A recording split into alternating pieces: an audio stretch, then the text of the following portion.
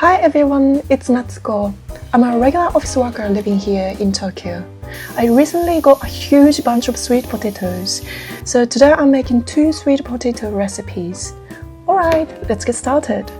Let's start with the candied sweet potatoes.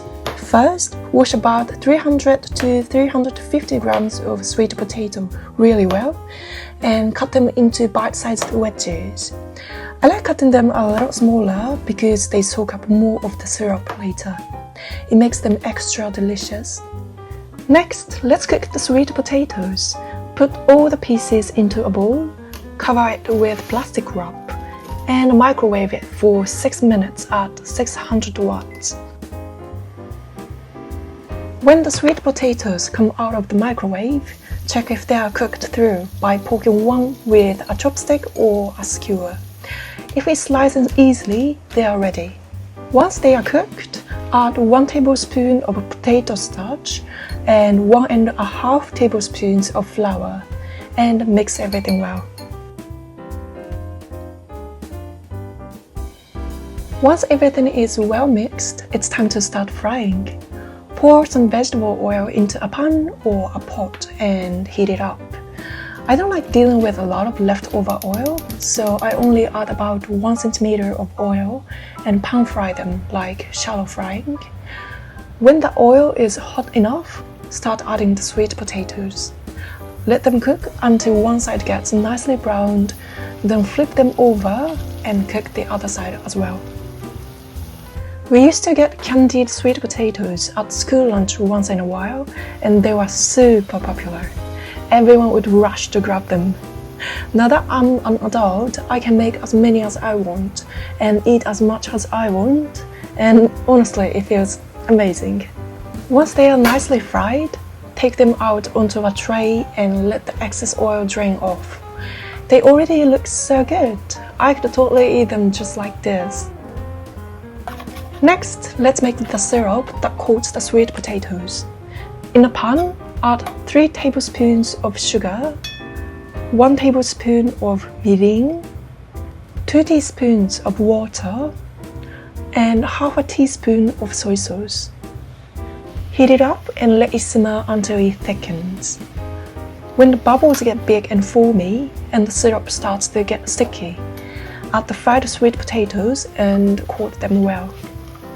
Once they are nicely covered in syrup, I completely forgot to do this on camera, but add some black sesame seeds right into the pan and mix them in. When they are done, place a sheet of paper towel on a tray and set the candied sweet potatoes on it one by one. This keeps them from sticking together. I forgot to add the black sesame seeds earlier, so I'm quickly sprinkling them on now. While they are still warm, add a tiny pinch of salt too. The salt really brings out the sweetness. If you can, let them rest in the fridge for about 5 minutes. The outside becomes wonderfully crispy. After that, just place them nicely and they are all done. Ta-da! These are Japanese Daigaku Imo, candied sweet potatoes. They look so good. Let's dig in while they are still fresh and warm. I had a lot to do at home today, so I ended up eating them while getting some work done. They were honestly amazing, so I hope you try making them too. Now let's make the sweet potato chips. For that part, I'm using about 200 grams of sweet potato. Wash it well, and this time slice it very thinly. If you have a slicer, definitely use it. I thought I had the one, but it turns out I didn't. Put the slices into a bowl, rinse them once, then change the water and let them soak for about 10 minutes. This helps remove any bitterness. While they are soaking, melt 2 tablespoons of butter, about 30 grams, in the microwave. Around 10 to 15 seconds at 600 watts should do it. Once the butter is melted, add 1 tablespoon of sugar and a small pinch of salt, and mix it all together. Now let's go ahead and preheat the oven to 170 degrees Celsius. We'll be baking these for about 35 minutes later. Once the 10 minutes are up, Drain the sweet potatoes and pat them dry really well with a paper towel. Once the slices are dry, place them in a clean bowl and pour over the butter, sugar and salt mixture from earlier. From here, coat each slice on both sides. It's a little bit of work, but this step really makes the flavor. I'm just using my hands since I'm eating them myself, but feel free to wear gloves if you prefer.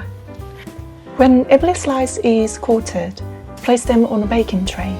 Make sure they don't overlap. Then bake them in the oven for 30 to 40 minutes. Once they are dry and super crispy, they are ready. Put them on your favorite plate and let's dig in. They've got just the right amount of browning and they look so delicious. They are super crispy and the crunch is amazing. Thanks so much for watching today's video. I'd be so happy if you try out these recipes at home. If you have any ideas for videos you want to see next, feel free to let me know. I'm always taking requests. See you in the next video. Bye bye!